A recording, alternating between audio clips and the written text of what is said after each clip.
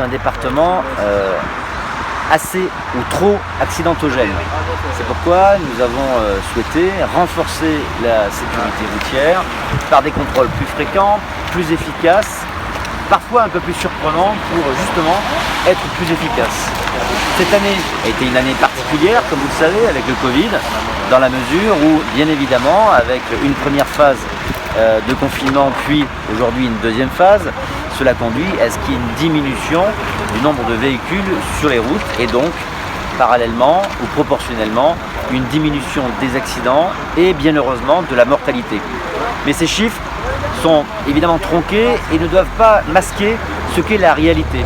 De très nombreux excès de vitesse, d'encore plus nombreux contrôles sous l'emprise de stupéfiants et de l'alcool. Et c'est pour ça que nous avons voulu aujourd'hui, comme d'autres jours, faire des opérations sur l'ensemble du département. Aujourd'hui, 3 opérations de sécurisation routière dans les 3 arrondissements, Vannes, Pontivy et Lorient, mais aussi la volonté d'informer le public que depuis le mois d'août, le département, comme l'ensemble des départements bretons et comme l'ensemble des départements français, eh bien, est sillonné par des véhicules totalement banalisés aux mains de conducteurs privés et qui sont en fait des employés d'une entreprise qui a répondu à un appel d'offres national pour sillonner nos routes.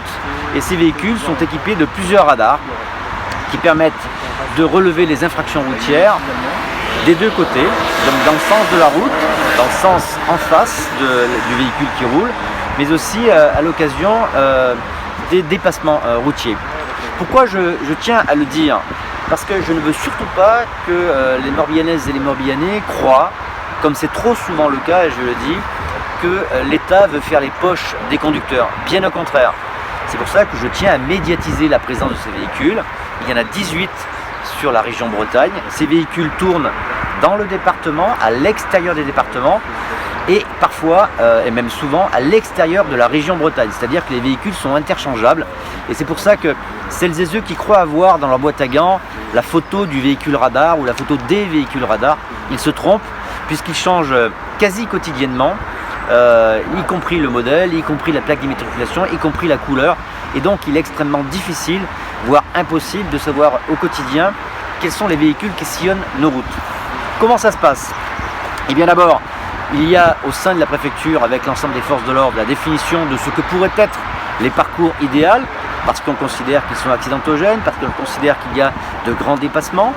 Ensuite, nous envoyons à Paris, à la délégation de la sécurité routière, qui, elle, définit en totale autonomie les circuits qui vont au quotidien échanger hebdomadairement, être envoyés à l'entreprise. Cette entreprise reçoit sur son flux informatique ses parcours et le conducteur du véhicule prend sur son GPS l'intégralité des parcours et circule environ 6 heures par jour pour 1h30 par jour de contrôle que faisaient les forces de l'ordre. Donc vous voyez que déjà les forces de l'ordre gagnent du temps sur ce qu'elles peuvent faire en plus de leur mission de sécurité routière qu'elles continuent à faire bien évidemment, mais elles gagnent au moins déjà 4h30 par jour. Ensuite, le conducteur de ces véhicules, totalement banalisés, ne sait pas et à aucun moment ne sait s'il flash quelqu'un. Personne ne le sait, ni le conducteur ni personne, sauf évidemment la structure informatique qui reçoit les infractions en temps réel, qui les analyse et qui envoie les procès-verbaux. Ces véhicules sont donc changeants, ils sont garés dans des lieux tenus secrets et surtout, ils se veulent être le meilleur moyen de prévention routière parce qu'il faut que justement les gens sachent qu'à tout moment, sur toutes les routes de Bretagne, sur toutes les routes du département, ils peuvent être flashés en excès de vitesse.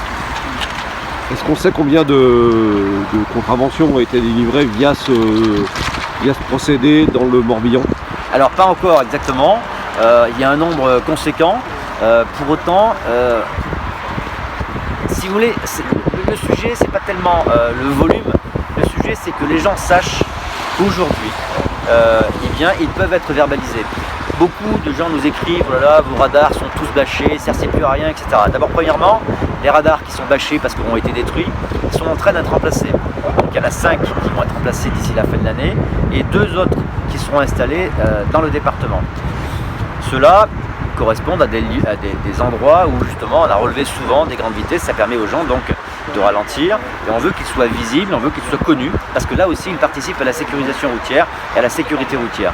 Et ces véhicules totalement banalisés, eux, peuvent flasher n'importe où, à n'importe quel moment, le jour, la nuit, les jours fériés, le week-end bien évidemment, et personne ne le sait, y compris moi, je ne sais pas où ils sont, à quel moment ils sont et quelles sont les voitures. Vous disiez que c'est pas pour faire les poches, mais c'est quand même une idée qui est largement répandue dans l'esprit des gens. La preuve que nous ne sommes pas là pour faire les poches des Morbihanaises et des Morbihanais qui conduisent et qui font des infractions, en fait c'est que le marché public en fait est payé au kilomètre. Il faut savoir que l'entreprise n'est pas payée aux infractions relevées, premièrement. Deuxièmement, eh bien, en fait, le nombre de kilomètres payés équilibre juste le marché. C'est-à-dire qu'aujourd'hui, on constate qu'avec les 250 km qui sont payés de façon forfaitaire à peu près, hein, c'est-à-dire que si évidemment le prestataire fait un peu plus de kilomètres, il sera un peu plus payé, et le nombre d'infractions relevées au niveau national couvre juste le coût du marché. Vous voyez bien qu'il ne s'agit pas de vouloir braquer entre guillemets celles et ceux qui sont en infraction, mais juste prévenir les gens, leur dire écoutez, aujourd'hui votre vie vaut beaucoup plus cher qu'un procès verbal, et pour autant si vous ne voulez pas le payer, respectez le code de la route, respectez la limitation de vitesse, et c'est pour ça que nous mettons des véhicules que vous ne connaissez pas, que vous ne verrez pas. Et d'ailleurs je précise que ces véhicules ne flashent pas, il y a un dispositif qui empêche de voir le flash, et donc eh bien, les gens doivent savoir, et je tiens à ce qu'ils sachent, c'est que dans le cadre de la sécurité routière, de la prévention routière, nous avons en Bretagne, comme dans l'ensemble de la France, des véhicules entièrement banalisés qui aujourd'hui circulent matin et soir et l'ensemble des jours, y compris le week-end et les jours fériés.